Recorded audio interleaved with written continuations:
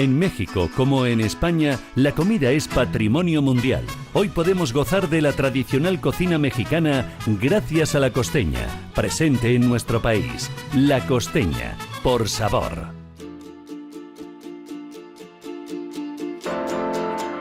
En Radio Intereconomía, Cuatro Dedos de Frente, con Mone Gil, un espacio en el que ocio y saber toman café juntos. La Costeña, productos con el verdadero sabor de la cocina mexicana, patrocina este programa.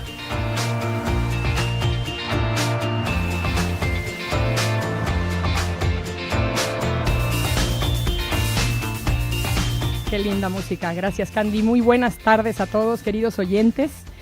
Buen provecho si ya terminaron de comer, como siempre lo digo, o si están por hacerlo, que es lo más probable, dado que son las 2:30 en punto de la tarde. Yo soy Mone Gil y los saludo con extremo cariño, con un gusto particular hoy, una alegría, vengo pletórica, como es un adjetivo común aquí en España.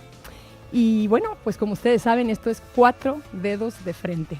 Un espacio que, como bien dice nuestra cuña, en el que el ocio y el saber toman café juntos. O sea, se llevan, son amigos. En México dirían, son cuates. Se llevan, se pican el ombligo. Esto es que son completamente empáticos y compatibles. Bueno, pues hoy es jueves 11 de mayo. Por si se lo preguntaban, estamos a un día de que su servidora cumpla 43 primaveras. Sí, lo digo abiertamente. Si estoy aquí con el autor que ha desnudado su alma, yo tengo que desnudar la mía y decirles que mañana cumplo 43 primaveras. Y no lo digo para que me feliciten, sino es una manera como de hacer catarsis, desahogo. Bueno, amigos, les pido atentamente que hoy no solo abran oídos y ojos a quienes nos están viendo a través de Facebook Live, sino también todos sus sentidos, lo que más se pueda, su conciencia, su corazón, aunque suene un tanto a cliché, pero si se puede abrir un poco el corazón, yo les pido que en esta hora que nos van a acompañar, lo abran conmigo, porque la visita que tenemos hoy, el invitado especial, a eso exhorta, a escucharlo, a absorberle. Bueno, hoy que lo vino lo dejaba de abrazar, de haber dicho, ya suéltame, Mone, soy casado. Discúlpame. Bueno, antes me está intimidando tanta presentación, Mone. Te está intimidando, sí, y todavía ni siquiera digo quién siento la presión de tener que decir algo muy folclórico, inteligente o genial. Tú ya eres de por sí, así que te puedes quedar callado y de todas maneras sabemos de tus cuatro dedos de frente. ¿Qué les parece si rápidamente escuchamos nuestro tradicional tópico atípico?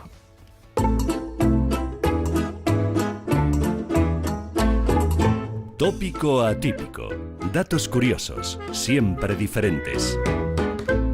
Bueno, pues hoy el tópico atípico se pone muy americano debido a la presencia que hoy tenemos y nos lleva hasta dicho continente con datos curiosos y poco convencionales del mismo. Pero una vez que lo sabemos, pues nutrimos nuestro acervo y podemos estar en una conversación en cualquier lugar del mundo y demostrar que tenemos cuatro dedos de frente. ¿Sabían ustedes que la selva amazónica es el bosque tropical más extenso del planeta y además es considerado el pulmón del mundo? Es un ejemplo de clima cálido tropical húmedo. Otro dato curioso y muy bueno. En la Tierra del Fuego, evidentemente Argentina, habita la mayor colonia de pingüinos en la Tierra. Casi 1 millón de pingüinos. Wow. En Colombia, un dato muy curioso, un árbol crece 13 veces más rápido que en Chile y 9 veces más rápido que en Canadá. No traigo el porqué, solo les doy este dato. La velocidad de crecimiento debe ser una tierra pues, muy rica en minerales. La avenida 9 de Julio, en la ciudad de Buenos Aires, Argentina, es la avenida más ancha del planeta. El desierto de Atacama, en Chile, es uno de los lugares más secos del planeta. En 1971, llovió allí por primera vez después de 4 siglos. 400 años sin llover y en 1971, de pronto, agua del cielo. Y bueno, Sao Paulo, Brasil y Ciudad de México, como seguramente saben, son las 2 ciudades más extensas del continente. Otro dato curioso y lindo también del continente americano. Argentina ha sido galardonada con 5 premios Nobel, 2 de paz, 2 de medicina y 1 de química. Y por último, Chile es el mayor productor de cobre. Al año produce cerca de 5 millones de toneladas y posee un 40% de las reservas de este mineral a nivel mundial. Son cobrizos. Bueno, vamos a una breve pausa, ahora sí, y les digo breve porque se va como agua, para que alisten todos sus sentidos y presten atención. Ya volvemos.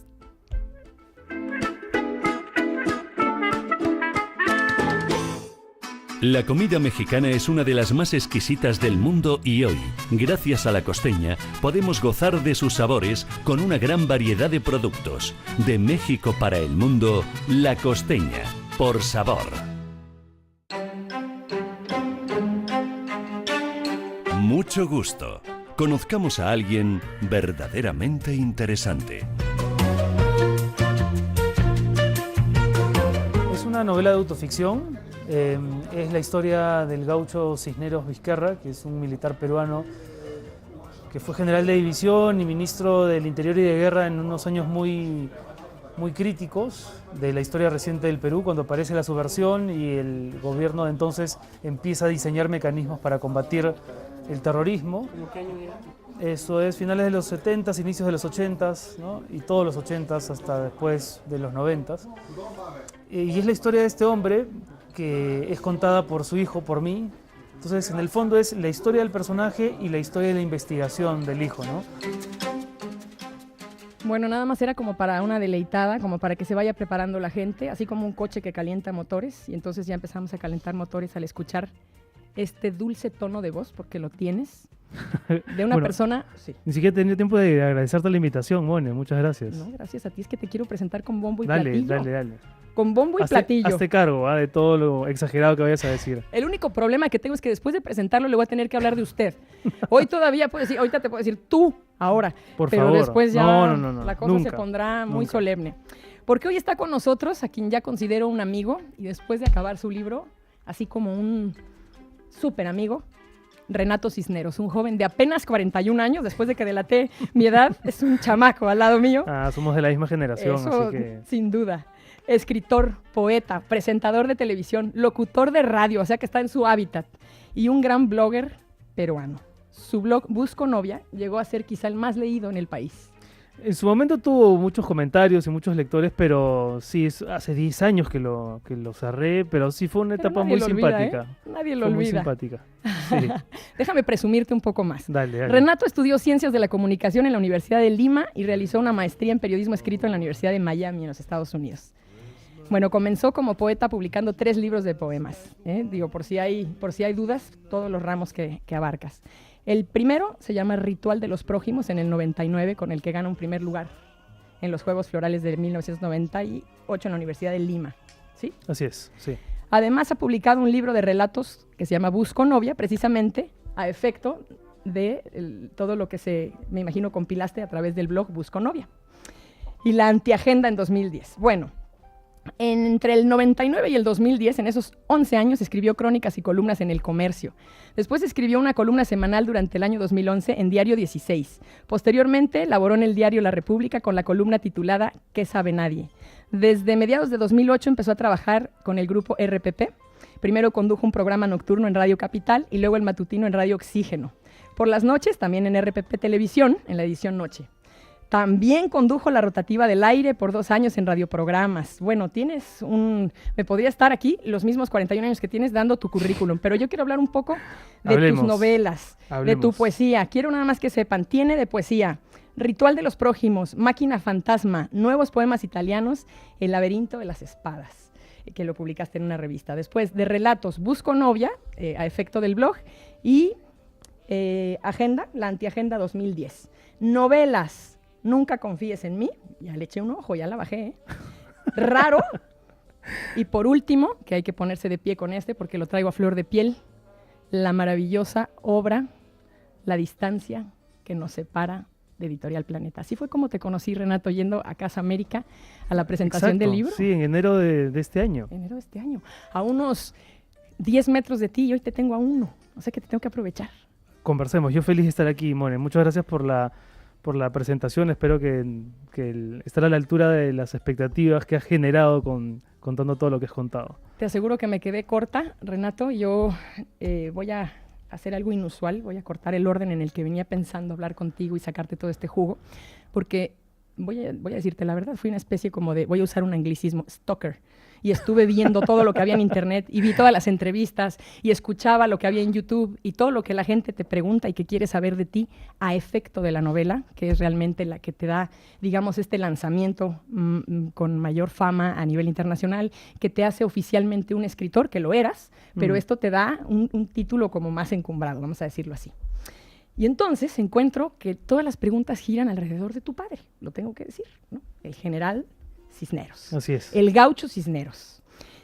Y entonces he pensado, bueno, en 4 dedos de frente podríamos hablar de él, pero lo que yo quisiera es dejar tarea y dejar que la gente disfrute, como lo he hecho yo, esta novela que tengo en mis manos, preciosa por cierto, tanto en forma como en fondo, La distancia que nos separa. Y entonces, sí, sabremos de la historia del Perú y de Argentina y de las dictaduras y de los presidentes dictatoriales y de la milicia y de los movimientos sociales y de Tupac Amaru y de Sendero Luminoso. Sendero Luminoso, Sí. cómo olvidarlo. Y ahora que yo te puedo decir que con esta perspectiva de mexicana, ahora como que entré más, como que ahora sí estuve en las entrañas de un pedazo de ustedes, de lo que han vivido. Y podemos hablar mucho de tu padre, pero lo que quiero comenzar por decir es, fuiste galardonado, porque lo eres, para mí eres ya por supuesto que ganaste el premio, en la segunda Bienal del premio Vargas Llosa, que se da en Lima. Yo no sabía que era en Lima y que comenzó, es la segunda Sí, es un emisión. premio joven que ha tenido recién 2 ediciones y que premia, esta es la definición del galardón, digamos, a la mejor novela latinoamericana aparecida en los 2 últimos años, hispanoamericana, perdón. La ganó el español Juan Bonilla en la primera edición y en la segunda el chileno Carlos Franz. Bueno, pero tú estuviste ahí pisándole los talones. Sí, no, para mí que, o sea, ya estar en la final o de finalista con Carlos, con Juan Gabriel Vázquez, con Héctor Aguilar Camín, el mexicano, con Rita Indiana de República Dominicana y se me está escapando un nombre más. Para mí ya era genial, ¿no? Ya era un premio en sí mismo, claro que sí. Pero cómo no, Renato, eran 200 competidores, eran 200 escritores y estás allí y esto te coloca en donde mereces estar. Tengo que decirlo, ¿no? Con el perdón del escritor chileno, que yo, por supuesto, en mis ojos, en mi visión hoy unilateral, porque yo leí La distancia Claro. que nos separa, pues yo quería el premio, la presea para ti, porque yo también. Bueno, tú más que yo, por supuesto, y esos 100,000 euros más. Sobre todo. Claro, uno dice, no, es la distinción, el estar con... No, son los 100.000 euros, vamos a hablar sin... Sin tapujos, son los 100,000 euros y además el título que te otorga, pero eso es secundario. No, sí, es importante, pero secundario. Por supuesto. Ocurre un fenómeno que seguramente a nuestros amigos oyentes también les pasa y con lo que son empáticos, que es que una vez que leemos un libro, este es la fotografía, si él nos lo permite, del autor. Y una de las características que yo encuentro en este libro, después de los muchos que afortunadamente he podido leer, este tiene la característica de sentir como que tú estás aquí, adentro de él, que no hay fachadas, que no hay maquillajes y hay una desnudez total de tu alma. Hay frases incluso, Renato, en las que me sentí identificada. Yo decía, esto yo no lo podía decir, pero lo viví, o lo sentí, o lo pensé, o me avergoncé de lo mismo y ese pudor no me permitía. Y tú hablas sin tapujos. Me tienes impresionada, así te lo tengo que decir. Ya cuando nos fuimos a desayunar, platicamos y me hiciste totalmente sensato, pero después de terminarla dije, bueno, desnudaste el alma. A ver, ¿qué ocurre? Lo que pasa es que cuando uno se dispone a escribir una novela sobre algo tan cercano como es la figura del padre, tienes 2 opciones, o hacer efectivamente ficción, ficción clásica, quiero decir, Sí. ¿no? Inventar una historia muy parecida a la que tú viviste, o hacer no ficción, que es el género en el que yo creo que esta novela encajaría más, o autoficción, que es como una variante que los críticos en los últimos años se han preocupado de precisar. Yo empecé escribiendo esta novela con nombres falsos, con ciudades Eso iba a que yo me preguntar. había inventado, pero cuando leía el primer manuscrito se me caía de las manos porque sentía que había una verdad que no se estaba contando. Y lo que hice fue primero buscar novelas de otros autores que yo admiraba sobre sus padres, para tratar de encontrar el tono adecuado para abordar un asunto tan íntimo y tan complicado como el de un padre muerto que ha sido importante, que ha sido un personaje público, que la mitad de tu país lo consideraba un villano y la otra mitad un héroe, digamos, y al que tú amabas pero al mismo tiempo desconocías. Nada más que voy a hacer un paréntesis aquí. Tú hablas ahora de la figura de tu padre que te atreves a desmenuzar, pero el tema es que precisamente en esa operación, en esa cirugía que haces, pues tienes que salpicar a los demás y por añadidura a tu familia y a políticos y das nombres y entiendo, y ahora respondes a una pregunta que pensaba yo hacerte, que era, le llamamos novela, pero esto realmente es histórico. Y entonces, ¿dónde está la novela? Pero ya lo has contestado, tiene algo de ficción a la hora de cambiar ciertos nombres, pero el personaje como tal existió, ¿cierto? Tiene algo de ficción, porque hay algunos nombres cambiados, efectivamente solo son reales los nombres de las personalidades públicas, Sí. las más reconocibles. También tiene ahí algo de ficción porque los años de infancia y juventud de mi padre en la Argentina, él nace en la Argentina y empieza a hacerse militar junto con esos hombres que luego todos conoceríamos porque se convirtieron en los monstruos de la dictadura argentina. Por supuesto. Videla, Galtieri, todos ellos eran amigos de la escuela militar, del gaucho, el apelativo de mi padre. El famoso gaucho. Entonces, para recrear esa juventud, ese primer amor que le marcó la vida con Beatriz en Buenos Aires, por supuesto que indagué, hice incómodas entrevistas y tal, pero a la hora de escribir, básicamente me imaginé cómo pudo haber ocurrido, ¿no? Ahí hay mucho de ficción, son situaciones que yo me he inventado Hipótesis. sobre la base de lo que escuché. Y después, yo te diría, sí, es una novela muy realista, pero yo tengo la teoría de que cuando uno escribe, ya está haciendo ficción desde el momento en que recuerda. Recordar es empezar a mentir. Muy cierto. Cuando uno recuerda, y hagan la operación en casa quienes nos están escuchando, contrasten los recuerdos vivenciales de una familia, no sé, por ejemplo, un viaje familiar de hace 5 años. Si uno contrasta esos recuerdos, claro, habrán hechos que son inobjetables y fácticos, pero las interpretaciones Tienen fantasía. de ese viaje o la mirada subjetiva de esos recuerdos cambia de uno al otro, ¿no? Entonces, yo he tratado de contar la intimidad con mi padre en la casa o la intimidad familiar en general, sabiendo, intuyendo y luego confirmando que muchos de mis recuerdos no tienen nada que ver o se parecen muy poco a lo que mis hermanos recuerdan. Y tu madre, según Por lo eso yo platicas. digo, escribir la vida no es, digamos, un libro nunca va a ser la vida, por muy fiel que pretenda ser. No. La vida está hecha de seres humanos y de acciones y de hechos puros, y la literatura está hecha de palabras, ¿no? Así que sí, es una novela, para mí es una novela. Y te diría, y si nos fuéramos a documentos que estén ya solidificados, digamos, y que sean de antaño, también esos documentos pueden tener cierto sesgo por quien los escribió. Entonces, bueno, esto es un tema muy interesante porque efectivamente una vez que pasa al papel, que las palabras cobran vida siendo escritas, ya tienen algo de ficción. Vamos a una pausa. Dale, vamos. Vamos respirando esto porque se está poniendo, ahora sí traigo una de preguntas y volvemos. No se vayan, no se levanten, esto es 4 Dedos de Frente, estamos con Renato Cisneros.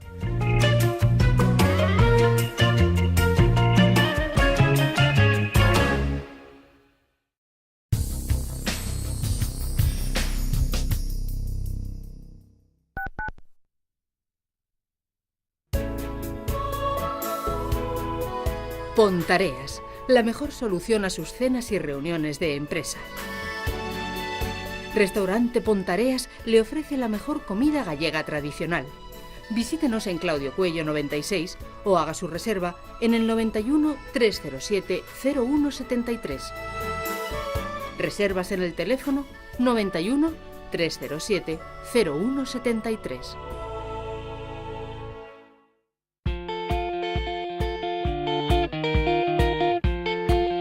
Destinos de viaje. A menos de 100 kilómetros de Bangkok se encuentran dos de los mercados flotantes más bonitos de Tailandia, el de Damoen Saduak y el mercado flotante de Amphawa, que existe desde mediados del siglo XVIII. Ambos están en las inmediaciones de la localidad de Mae Klong, donde hay otro mercado menos conocido pero único en el planeta. No por lo que vende, sino por el sitio en el que está ubicado. Las vías del tren. Sus tenderetes discurren a lo largo de 200 metros sobre las vías. Cada vez que el tren se acerca suena una bocina y de forma casi automática todos los vendedores pliegan sus toldos para dejar espacio a la locomotora. En cuanto el tren pasa, vuelven a montar sus tiendas. Todo en cuestión de segundos y 8 veces cada día. El pintoresco mercado de Mae Klong se encuentra a tan solo 1 hora de la capital tailandesa, pero todavía no lo frecuentan demasiados turistas, por lo que conserva su autenticidad casi intacta. De hecho, allí aún no se venden souvenirs. El tren que lo atraviesa funciona desde 1905, pero el mercado ya estaba allí antes y sus vendedores no quisieron cambiarlo de sitio. La comida mexicana es una de las más exquisitas del mundo y hoy, gracias a La Costeña, podemos gozar de sus sabores con una gran variedad de productos. De México para el mundo, La Costeña, por sabor.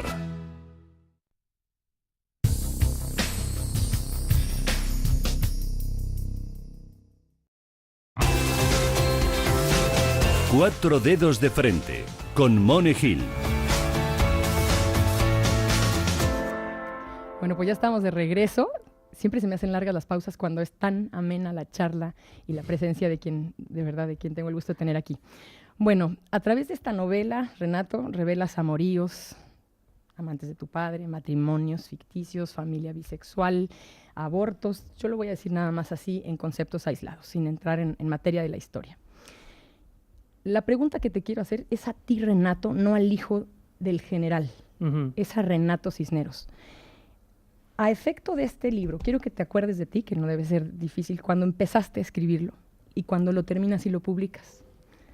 Fisiológicamente, fíjate lo que te voy a decir, hasta en tu cuerpo, en tu salud mental, física, espiritual, en tu definición de carácter, ¿sientes que una vez que publicaste esta obra hubo una transformación en ti? Porque evidentemente todo mundo menciona la misma palabra, todas las personas que te entrevistan, es lógico, y la palabra es catarsis, desahogo. Esa palabra es muy concurrida y es lógico, esto es una catarsis.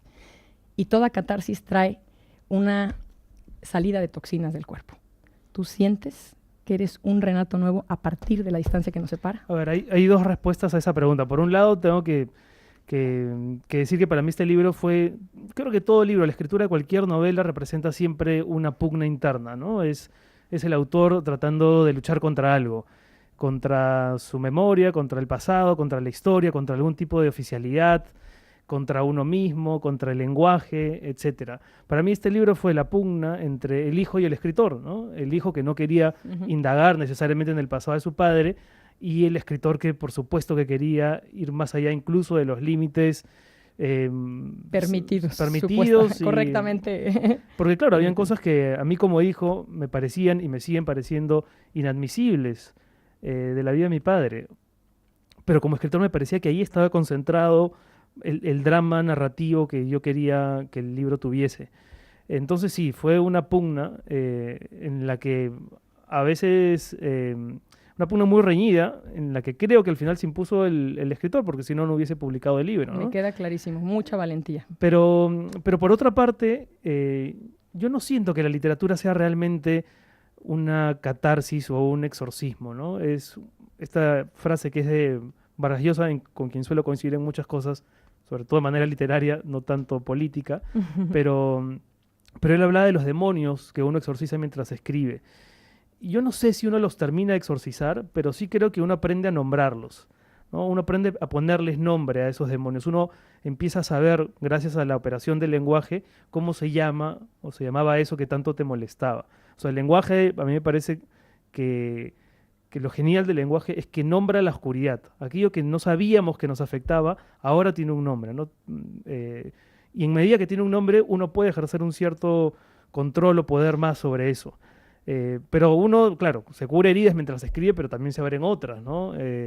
Se cierran algunos capítulos de tu vida emocional, pero se abren otros también. Entonces te curas, y al mismo tiempo te hieres. Es un poco raro, un poco paradójico, pero la literatura es eso, ¿no? Lo tengo clarísimo. Lo que pasa es que necesito hacer esta analogía con el psicoanálisis, en donde dirías, ¿y por qué entra? Bueno, porque eres un poco psicoanalista en tu obra y hacia ti. Vas descubriendo, a lo largo de los capítulos voy viendo que descubres rasgos característicos de tu personalidad o imitaciones o un tema de sentirte timorato en un momento de tu vida o avaro en otro, y entonces tú haces tu propio diagnóstico. Y me sentí identificada porque creo que no hay ser humano que exente de tener cierta característica que no es precisamente porque tu padre la tenía, como mencionas tú en la parte de ser avaro, por ejemplo. No, mi padre no era, mi padre era generoso. Pero es este guardar para mí, para que alguien me volteara a ver, por decir algo. Así que reitero un poco la pregunta porque me parece que si yo, Mone, al leer como una humilde terrícola este libro, me sentí despojada de ciertas culpas o de ciertas vergüenzas o de ciertas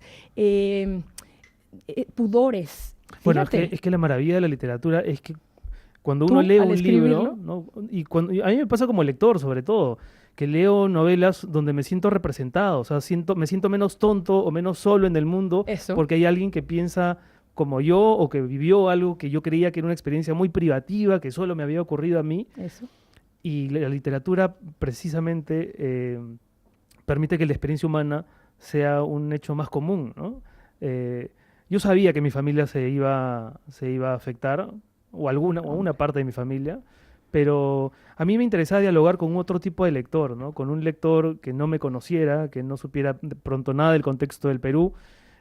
Por eso me encanta que la novela, y estoy muy contento con que la novela se haya publicado aquí en España, porque creo que fuera de esos condimentos, ¿no? ¿Cuál fue mi familia, o cuál es mi familia y cuál es mi país? El lector se puede interesar sobre todo con la figura del padre. Hay una relación universal que todos hemos vivido, ¿no? Lo comentábamos justo en la pausa. Todos tenemos un padre que es básicamente un enigma, ¿no? Por muy buena o mala relación que tengamos con él, sea muy cariñoso, sea hermético, sea familiar o sea distante, igual siempre es un enigma. Siempre.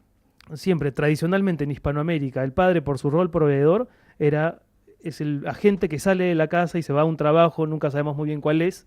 Así es. Y regresa o no regresa nunca también, ¿no? Fue por cigarros y no regresó. Sí, la madre en cambio es como más una certeza. Yo siempre digo eso, el padre es un enigma, la madre una certeza. Uno tiene la seguridad del amor de la madre, por supuesto que hay excepciones y cada uno tendrá una opinión personal sobre su experiencia con su madre. Ahora que viene, bueno, en Perú este domingo es el Día de la Madre. Pero creo que por eso hay tanta literatura respecto de la figura del padre. Todo el mundo está buscando a su padre, si te pones a pensar, desde Juan Preciado en Pedro Páramo hasta Luke Skywalker en Star Wars. Sí, ¿no? sí, y Carta al Padre de Kafka, que lo mencionaste, yo lo venía pensando y de pronto te leo y digo, bueno, es que los lectores nos vemos identificados. Y voy a ser reiterativa con la parte catártica o terapéutica, porque en emisiones pasadas hemos tenido invitados muy especiales también, que hablan que a través del arte las personas pueden hacer terapia. Y yo no estoy hablando de terapia, no me quiero ir a Freud, para nada, quiero seguir en el ámbito literario, pero sí descubro que la muerte de tu padre deja, o esto nos hace sentir, al menos hablo a título personal, Renato, que hay una necesidad de definición en tu personalidad. ¿Quién es Renato? Y yo veo que haces muchas cosas, curricularmente estás lleno, pero yo insisto que este libro para mí es el hito en la vida de Renato, eso creo yo, eso siento. Cuando yo te conozco, ya no nada más en la presentación del libro, sino cuando tuve el gusto de desayunar contigo y sentir esta conexión tan linda, bueno, eras el personaje completamente ajeno al que venía aquí. Yo decía, pero pusilánime, timorato, tímido, imitador de otros, pero ¿de dónde? Y yo creo que eres todo lo contrario. Sí, bueno, también cuando uno escribe también va componiendo un personaje, ¿no? Es decir, que en este caso yo creo que es un personaje verdadero porque sí, está hecho de las cosas de las que yo estaba hecho a los 15 años, 16 años. Ser hijo de un padre normativo te obliga a construirte en función de él, ¿no? De su mirada, de su opinión, de sus apreciaciones. Y de su aceptación o su rechazo, está sujeto a él. Sí, entonces hasta que él no muere, yo cuento en la novela un pasaje que puede sonar un poco truculento, pero que fue real, ¿no? Cuando mi padre muere, lo estábamos velando en casa. Yo tenía 18 años, él muere a los 69, me tuvo a los 50, placer. Entonces un poco para que el oyente se imagine la distancia generacional que había entre nosotros. Bueno, cuando él muere yo era un fanático suyo, un groupie de mi padre, ¿no? Él era mi ídolo. No es que lo haya dejado de ser en un nivel ni en una dimensión, pero yo siento que lo he conocido a él más de muerto que de vivo. Sí. Pero cuando estábamos velándolo, se me acercó un periodista. A mí nunca se me había acercado ningún periodista a preguntarme nada, ¿no? Yo era el hijo de y estaba contento con ese rótulo. Además, no me molestaba.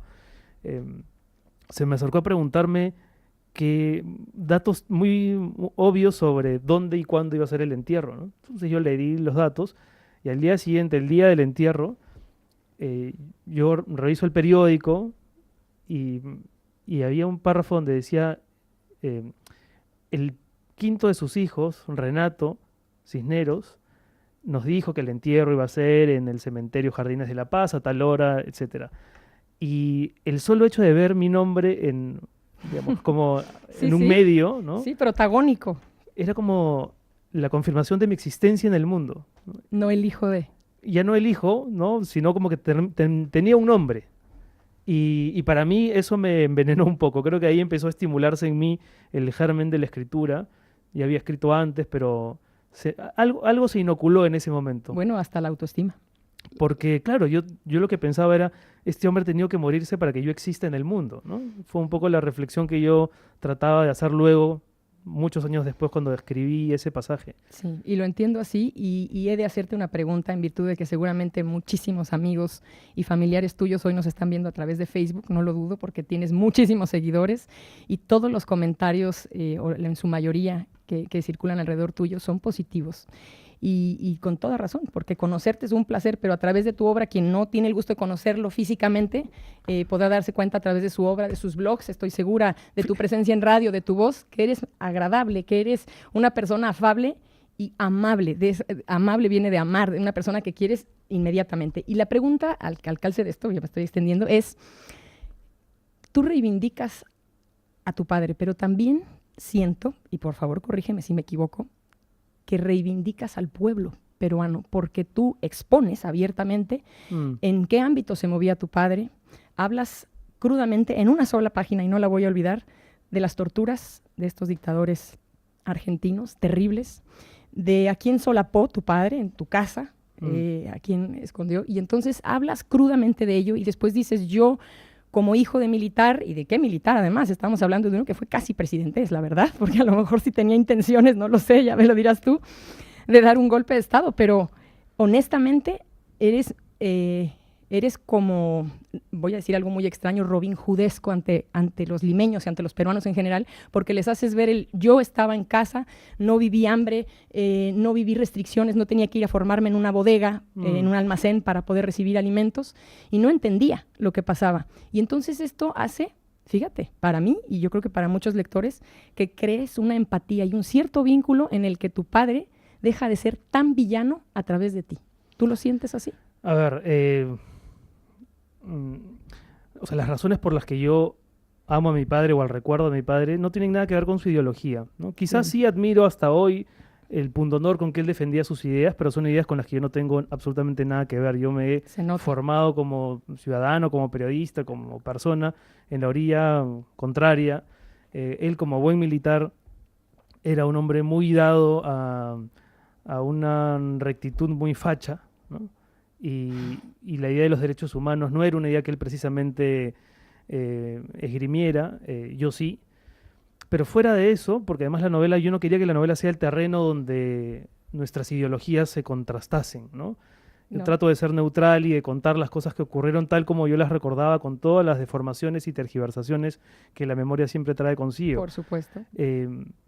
Dicho esto, a mí una de las cosas que me interesaba en mis pesquisas literarias era ver si había hijos de militares, escritores que hubiesen, o hijos de militares no o escritores que no tengan nada que ver con la milicia, pero cuyos padres hubiesen representado algún tipo de represión, para ver cómo encaraban ese tema. Y la verdad es que encontré muy poco o casi nada. Aquí en España es como si un descendiente de Franco, que no participara del pensamiento franquista, escribiera una novela sobre ese personaje. Por supuesto. Entonces es como telúrico, ¿no? Es difícil. Yo te decía hace un rato, en el Perú, un gran sector admiraba a mi padre porque decía cosas directas contra el terrorismo. Sí, sí. Y proponía que había que aplicarle la pena de muerte a los dirigentes, y porque en el pasado, hablo de los 70s, había sido el encargado de ordenar deportaciones a los gerentes, a los sindicalistas o a los líderes de izquierda. Y había un gran sector también que lo tenía como un villano. Hay gente que me ha dicho a mí, Renato, yo veía a tu padre en la televisión o lo escuchaba en la radio y sentía miedo porque sentía que lo que venía no iba a ser bueno y iba a ser seguramente la implantación de un toque de queda o las restricciones de las libertades o el cierre de algún medio de comunicación. Entonces, sí, sin duda, tratar de digerir literariamente a este personaje es delicado. Yo entendí después de mucho tiempo, después de 10 años que él murió, que la mejor herencia que él me dejó fue ese personaje complejo y que me lo dejó como pidiendo ser narrado, ¿no? Y yo te podría asegurar, y así cierras el libro, que esto de acallar y dejar en paz a los muertos fue una de las frases que más me gustan y la quiero leer textual, si no es que me la lees tú, por favor. Pero aunque sea obvio decir esto, Renato, la diferencia entre lo que tú percibes de tu padre y lo que millones percibimos del nuestro es seguramente que el tuyo es un personaje de la vida pública. Esa es la diferencia, porque estoy segura que en millones de oyentes que hoy están atentos a ti, hay esta empatía con ese padre que tiene contradicciones, exageraciones, drásticas formas de disciplinar, paradojas. Es muy moralista cuando en su vida no llevó al cabo lo mismo. Tacha, acusa como un juez moral y él tiene mucho de qué ser tachado.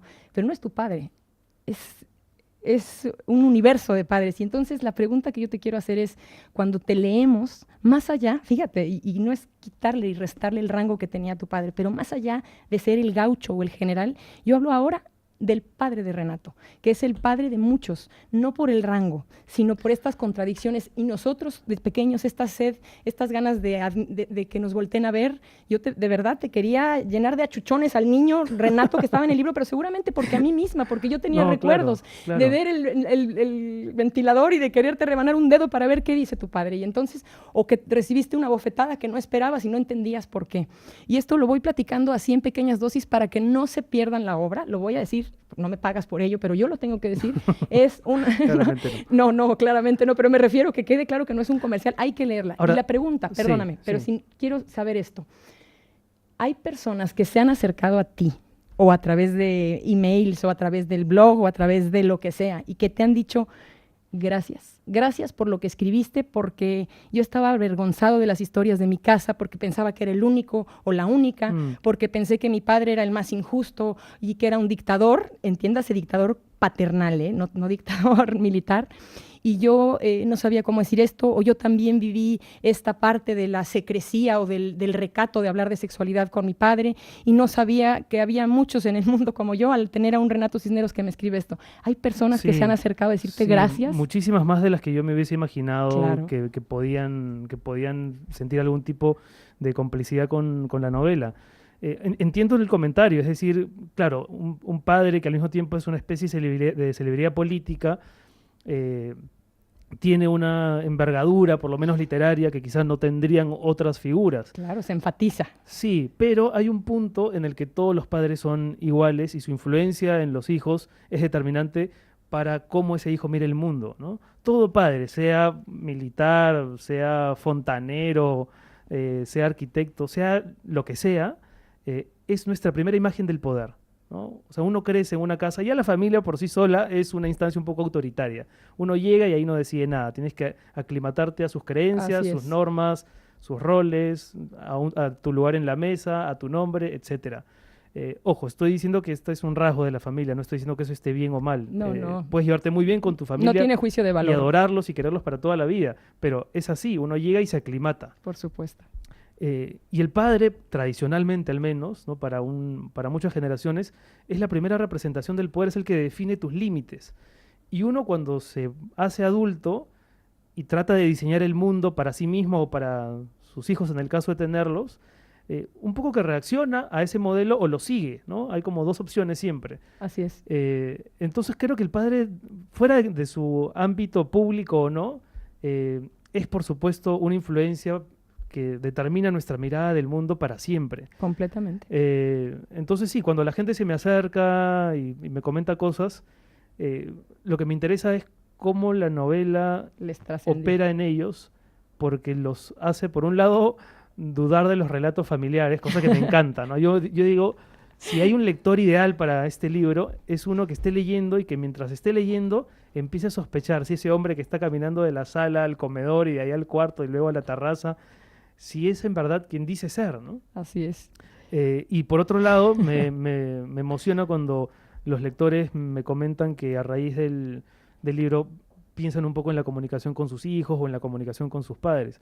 Ahora, dicho eso, sí tengo que hacer una advertencia. Por favor. Yo no le recomiendo a ninguno de los hijos que nos esté escuchando que haga lo que yo he hecho, ¿no? Es decir, que abra Que los desnuda en el- cajones prohibidos y desclasifique los expedientes secretos, porque probablemente uno no se quede tranquilo, ¿no? Que no lo haga salvo que detrás de eso haya una obsesión tan neurótica como escribir una novela. O curar alguna culpa fallida, que no es culpa Sí, del hijo. A lo sí, mejor tal- tiene sí, que tal vez. escudriñar en los Por rincones. supuesto, Digo, por hay que supuesto. decirlo abiertamente. Pero en general, si quieren tener una vida emocional tranquila, saludable, no meterse en problemas, No abran cajones. no duden de lo que sus papás dicen de sí mismos ni de su pasado y ya está. Me Pero si encanta. hay por ahí una inquietud que puede materializarse en una novela o no, si hay una inquietud respecto de quién es uno en el mundo y por qué hay determinadas cosas que te afectan en un sentido, quizá hay preguntas en tu pasado que nadie nunca se supo animó a resolver. responder, ¿no? Así es. Sí. La pregunta cliché, porque es inevitable hacerla, es a la hora de leerte y la búsqueda, esta pesquisa que haces de tus medios hermanos, estos viajes que realizas. Yo iba contigo y decía, Renato ni me conocía y ahí iba Mone atrás de él, junto a ti, junto a Ah, tu qué bueno, sobrina. No, qué te, bueno. te acompañé a Francia, te acompañé a todos lados. ¿Ganaste familia, te acercaste a ellos o perdiste amistades, perdiste amigos? Quiero decir, en tu misma familia, estos que encuentras, que son, al final, tienen lazos sanguíneos que los unen, ¿estás más cerca de ellos a través de esta indagación que hiciste y de esta novela? De mi familia más nuclear, sí, ¿no? De mi madre y mis hermanos de padre y madre, sí. Hay otros que se han sentido heridos, como damnificados por la novela, sienten que ha sido injusto. Yo no quería que la novela se leyese como lo que no es, ¿no? La novela no es un testimonio periodístico, la novela no es una biografía sobre el gaucho definitiva, la novela no es un documento notarial, jurídico, etcétera. Es una novela y por lo tanto está hecho más de preguntas que de respuestas y de Sí. interpretaciones que son muy antojadizas si quieren, pero que son las que uno tiene y las que uno encuentra mientras escribe. Marguerite Duras tiene una frase preciosa que es escribir es tratar de entender lo que escribiríamos si escribiésemos. Es una manera muy elegante de decir, solamente escribiendo aparecen unas verdades luminosas sobre uno mismo, sobre quién es, sobre su oficio, etcétera. Entonces sí, hay una parte de mi familia que con la que no tengo ahora más relación, pero yo confío que con los años, con el tiempo, ellos hagan lo que hacen los otros lectores que no me conocen y que no tienen nada que ver con mi familia, y es más bien pensar que la novela los puede, no, la palabra no es motivar, sino inquietar, ¿no? Inquietar Sí. para, no sé, de pronto Que remueva algo. mirarse hacia adentro, ¿no? Ahora, lo que a mí me deja tranquilo es que yo no invertí 8 años de mi vida en hacer investigaciones y en escribir y en borrar y en No, editar ¿seguiste viviendo? para dañar a alguien, ¿no? No. Pero las novelas son incómodas, ¿no? Hay una frase de David Foster Wallace que me gusta mucho. Él dice, la buena literatura debe perturbar a los calmados y calmar a los perturbados. Y es totalmente cierto. Y al que es muy calmo, tiene que agitarse y tiene que sentir. Sí, la pasividad hoy no, hoy ya no va. Renato, tú platicas, narras, fíjate, platicas, para que veas cómo me gustó, platicas, o sea, tu voz ya la tenía aquí en el libro, de tu padre como un personaje que se expresa mucho mejor, o es otro a través de la palabra escrita. Aunque no era un escritor, y lo dices, era de la generación del bisabuelo, el abuelo y él, quizá era el más neófito en escribir, pero cuando tú lees sus cartas te das cuenta que tiene mayor capacidad de expresión de sentimientos que afloran, mismas que no representaría en persona.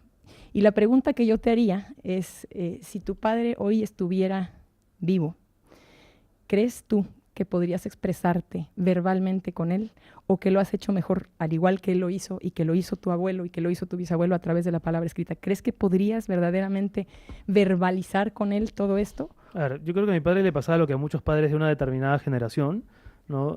Hombres que tienen como la misión disciplinaria de sacar adelante una familia, que en años más complicados, donde lo más importante es sobrevivir, no se preocupan tanto de si son muy cercanos con su familia o no, que son cuestionamientos de los últimos 30 o 40 años, ¿no? Así es más para acá. Exacto, ¿no? Pero hace 30 años los padres no se preocupaban de esas cosas porque habían urgencias que resolver. Sí. Y mi padre era uno de esos padres que tenía unas maneras muy singulares de mostrar su cariño, ¿no? Sobre todo con sus hijos hombres. Pero que sin embargo, al momento de escribir, por ejemplo, una carta, ¿no? Me escribió 2 cartas en toda su vida, pero son 2 cartas de las que yo recuerdo muchas cosas, tenía unas maneras elegantes, tiernas, de hablar de nuestra relación, por ejemplo. Entonces, a mí eso me generaba muchas preguntas, ¿no? ¿Cómo es posible que este hombre públicamente, ¿no? Cuando estamos en las reuniones familiares o cuando él mismo ejerce este personaje militar que viene encarnando desde hace tanto tiempo, sí, parezca uno y en la intimidad de la escritura parezca otro? Creo que a muchos padres les pasa lo mismo, ¿no? Que por torpes quizás no saben cómo hablarles a sus hijos de determinados asuntos sentimentales, sexuales, del pasado, etcétera. Y les ponen un preservativo en el zapato. Como mi papá, sí. Toda la educación sexual que yo recibí en mi casa, hoy que ese tema está tan de moda, fue en un zapato. Quiero que sepan que fue en un zapato, ¿no? Me dejaron un preservativo en un zapato y yo tuve que interpretar ese hecho como la charla. Claro, como la charla. ¿Sabes una cosa, Renato? Que la recomendación que podría hacer hoy que te veo y que estás también en el camino para ser padre, es que este libro tiene muchas connotaciones. Connotaciones me refiero de lo que podemos absorber de él. Para mí fue histórica, porque siendo americana también yo, al vivir en México me doy cuenta que si bien México tiene un sinfín de problemas, no vivimos como tal una dictadura, aunque sí. Bueno, el PRI los 75 años del mismo... Es una dictadura... Sí, ¿no? Disfrazada, que ni está tan disfrazada, y bueno, no voy a entrar en tanta materia para los amigos mexicanos que nos ven a través de Facebook Live, pero no esa dictadura de toques de queda, de miedo, de horror, de tortura, etcétera. Pero sí hay, para mí, hay una amplitud de horizontes. No todo sucede en México, no todo sucede en España, así que yo recomiendo que este libro se lea universalmente, porque no es nada más para aludir al Perú, sino, insisto, como lo hice la semana pasada con la novela Noviembre de Jorge Galán, que estuvo aquí, es para sensibilizarnos de lo que pasa en el mundo y en las familias, que son un mundo al final. Somos un microuniverso en las familias. Y entonces tú serás papá en breve, yo ya soy mamá, hace 5 años, y entonces, créeme, me dejó huella de aquellas cosas que hacemos, de aquellos tabúes, de aquellas secrecías, en mentiras, contradicciones, que después pues me doy cuenta que los hijos vemos, porque a través de ti vi que a ti no te hacían tonto, que veías todo, pero que a lo mejor navegabas con bandera de no entiendo, pero lo tenías muy claro. Y entonces hoy me queda como más esto de, no quieras, como dicen, venderle Biblias al Papa, no quieras engañar a tus hijos. Así que es todo un mensaje. Y al final de todo esto, porque es increíble cómo se va el tiempo y esto me apena, yo no estoy segura si otra vez tendría que saltarme segmentos, porque adoro tenerte aquí, te lo tengo que decir. Solamente un comentario sobre lo anterior. Favor. Yo creo que cualquier sociedad que ha vivido el militarismo, ¿no? Como la española o la peruana y tantas otras, chilenas, o sea, se deben respuestas, ¿no? Porque uno crece en el ambiente del militarismo y el militarismo imprime su aureola sobre la gente adulta que en esos momentos vive las revueltas y las represiones, pero también los niños y la gente que nace en ese contexto, que quizá no entiende bien lo que está ocurriendo, pero que va incorporándole a su lenguaje y a su mirada toda esa incertidumbre que se genera cuando hay un régimen opresor. Sí. Cuando esos chicos se vuelven adultos, tienen cosas que contar, porque si es que ya hay por fin democracia y el régimen, como en mi país y como en España, ya permite una expresión más libre, por supuesto que uno tiene cosas que contar, ¿no? Por supuesto.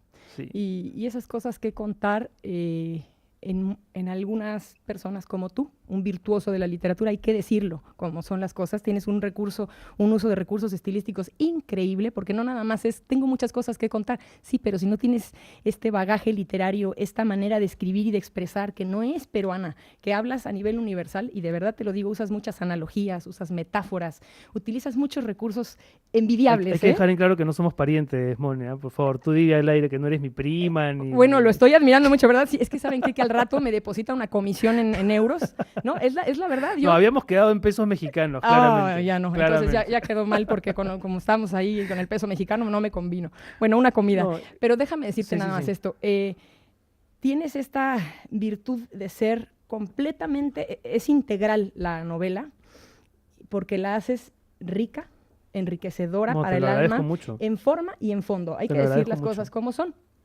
Y lo más importante para mí, si me dijeran, es lo que dijo Vargas Llosa de ti. Se necesita valor para escribir como tú escribiste. Y la forma en la que lo haces, Renato, y esto estoy segura que mucha gente apoyará, no es con el dedo acusador, jamás, ni para las víctimas ni para el victimario. Estás en una posición que tampoco es pusilánime, es una cosa curiosa. ¿Cómo logras? No eres tibio, no eres gris, pero a la vez no juzgas a unos, no juzgas a otros. Y es más, si hay a quien más juzgas es a ti mismo. Tú te señalas a ti y hay un fragmento en el que hablas de tortura animal que a mí me dejó, que dije, y todavía lo quiero, con las lagartijas, ¿no? Sí, Tienes sí, un fragmento sí. por ahí que dices, yo solo, y lo voy a platicar rápidamente, si me permites compartirlo, me quedaba en una playa y torturaba a las lagartijas y les hacía... Es que tiene que ver con lo que yo te decía hace un rato. O sea, por más que si uno crece en un sistema donde hay una violencia, donde hay represión, y por muy lejos o no que esa represión esté cerca de ti, uno de alguna manera la reproduce. Por eso decía, cuando uno crece en una sociedad que está dominada por el militarismo, Sí, sin darse cuenta, a veces los grandes hechos van penetrando en las intimidades de las gentes. por Y supuesto. uno termina reproduciendo la forma en la que el poder también se administra. Por eso siempre digo, las novelas que se escriben sobre el padre son en el fondo preguntas sobre el poder, sobre cómo se administra el poder en nuestros países, en nuestras sociedades, en nuestros entornos más cercanos, ¿no? Para allá voy, pero es eso precisamente. Te vuelves a quitar del mérito que te quiero dar y no. Es sencillamente que tú no eres la víctima, no eres el personaje víctima y acusa. Simplemente te haces responsable de tus decisiones, porque ya tenías decisión cuando hacías eso, y hoy lo externas y lo sacas como una válvula de escape en donde dices, esto pasó y esto hice de niño, y esto pasó también en mis vivencias, a lo mejor en términos sexuales con los amigos, y hablas incluso de homosexualidad del clero en un momento. Vaya, las cosas como son sin herir. Es este don en el que no hay amarillismo ni sensacionalismo, y ni morbo, curiosamente, y fíjense todos los elementos que les estoy dando, es increíble eso en la novela. Quiero pedirte un último favor, además de que te quedes conmigo. Quiero que los oyentes que hoy están del otro lado, estoy segura que tienen muchos de ellos ímpetu de ser, o tienen arte en sus venas.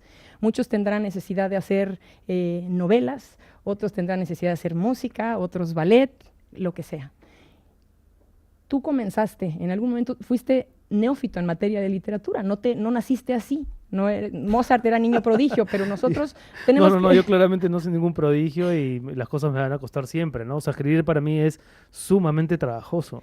Bueno, pero lo haces estupendamente bien y yo quisiera que, sin que suene una pregunta muy ambigua, dieras este consejo como muy ABC, así como hay una sección que viene, que es una sección de receta de cocina, de una persona que te esté escuchando y diga, a ver, él tiene 41, yo a lo mejor ya pasé de los 50, ¿podré ser todavía escritor? O alguien que tenga 20 y tantos, como la guapa Paloma que hoy nos está filmando, y tiene esta sed, ¿por dónde comienzo? No nada más en formación, sino, ¿qué me recomiendas? ¿Que lea? ¿Qué hago? ¿Qué les dirías como pasos elementales para iniciarse? En realidad soy muy reacio a dar consejos porque, a ver, creo que cada escritor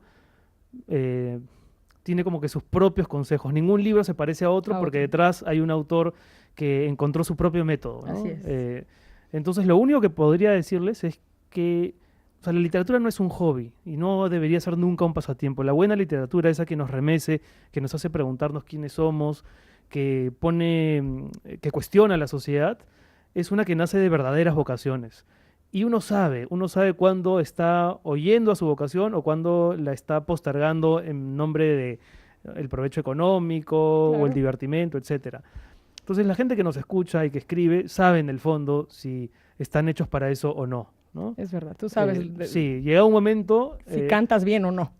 Tú sabes que si tus intereses están organizados alrededor de la literatura y tienes ganas de escribir y sientes que eso es lo único que puedes hacer en el mundo para definirte, entonces no hay más consejos que dar, ¿no? Salvo eso, ¿no? Que escuchen lo más fielmente posible su vocación, ¿no? Así es, y eso te agradezco que lo digas. Sea la escritura, sea cualquiera, en realidad. Cualquier ¿no? arte, por Sí, supuesto, sí, y sí, eso sí. es, pues sí es un consejo porque hay, evidentemente a ti tú surgiste de una manera, Jorge Galán, que estuvo la semana pasada, de otra, ciertas cosas te inspiran, muchas veces la adversidad es uno de los grandes inspiradores, que quede muy claro, como en los pintores, como en los músicos, pero sí hay pasos a seguir. Ahora, lo bueno creo es que hoy los padres son mucho más tolerantes con las inquietudes artísticas de sus hijos. Es verdad, no como en muchos antes. casos incluso hasta se fomentan desde la instancia paterna las inquietudes por las artes. Así es. Ya no existe esta sospecha, ¿no? de que dedicarse a la literatura, por ejemplo, o a la pintura Va es de la mano de la sinónimo homosexualidad. o de ser pobre, ¿no? Sí.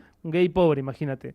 No, hoy creo que esa caricatura felizmente ya se ha desechado y que los hijos también son más rebeldes y que defienden más lo que quieren hacer y no seguir necesariamente tradiciones paternas o tradiciones familiares o seguir una carrera, invertir 10 años de tu vida en algo que eligieron otros por ti, ¿no? Claro. Felizmente creo que los tiempos han cambiado para bien en ese sentido. Yo creo lo mismo. Y bueno, tú tuviste la fortuna, y lo tengo que mencionar porque probablemente nos esté escuchando, un gran amigo mío también peruano, Leonardo Ceballos, me decía de tu tío Luis Jaime, que fue catedrático, y es un profesor que le dejó mucha huella en la universidad. Entonces tú también ya traías sangre de escritores por ahí, entonces seguramente también hay algo de genética. Vamos a darle un poco de mérito a los cromosomas y a los genes que algo traen y que se heredan. Y entonces, bueno, pues tienes esa ventaja, esa virtud, pero realmente eres tú, Renato, el que hoy haces ver que es posible tener como toda esta parte integral, porque además fuiste catedrático en Perú, diste clases. Fui profesor una época. A ver, sobre lo de la familia, los antepasados, escritores y tal, sí, pero si no lo tienes, pero si fuera cierto, claro, todos mis primos hermanos serían también escritores, porque todos venimos de la misma familia. Y felizmente no. Claro. Nada peor en una familia que muchos escritores. De hecho, basta con uno. Y eso que lo peor que le puede pasar a una familia es tener un escritor entre su fila, ¿no? Pero esto da materia de qué hablar, porque está probado científicamente, ya no voy a entrar en esa discusión, pero hay cierta proclividad y ciertos genes, si bien no a lo mejor propiamente a la literatura, sí al arte, y entonces estabas rodeado de personas destacadas, hay que decirlo abiertamente. Y hoy yo quiero agradecer de verdad a Candy en los controles, porque se dio cuenta de lo apasionante de esta charla y dijo, Hola, Candy. pues nos vamos a saltar la receta.